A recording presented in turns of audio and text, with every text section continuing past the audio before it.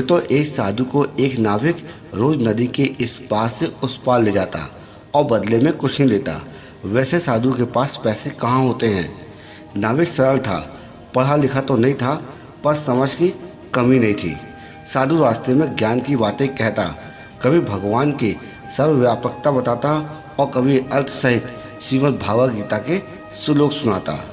नाविक मछुआरा बड़े ध्यान से सुनता और बाबा की बात को हृदय में बैठा लेता। मित्रों, एक दिन साधु नदी के उस पार उतरने पर नाविक को अपनी कुटिया में ले गया और बोला कि बस मैं पहले व्यापारी था, धन तो बहुत कमाया पर अपने परिवार को बचा नहीं पाया।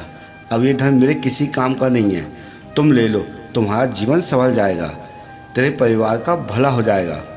मित्रों, नाविक ने कहा, नहीं बाबा, मैं ये धन नहीं ले सकता हूँ। मुफ्त का धन घर जाएगा तो आचरण बिगाड़ देगा, कोई मेहनत नहीं करेगा, आलसी जीवन, लोभ, लालच और पाप बढ़ेगा।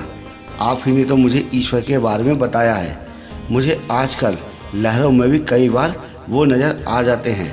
जब मैं उनकी नज़र में हूँ तो फिर मैं अविश्वास क्यों करूँ, अपना काम करूँ और शेष उन्हीं पर छोड़ दूँ।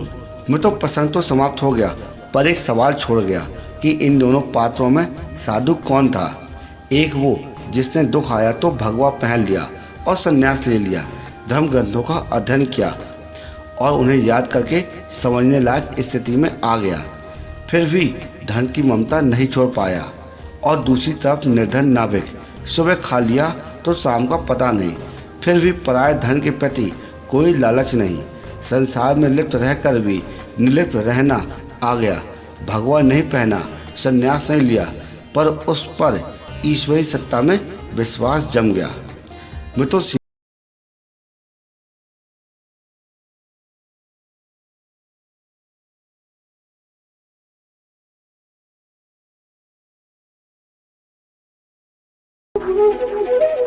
Thank you.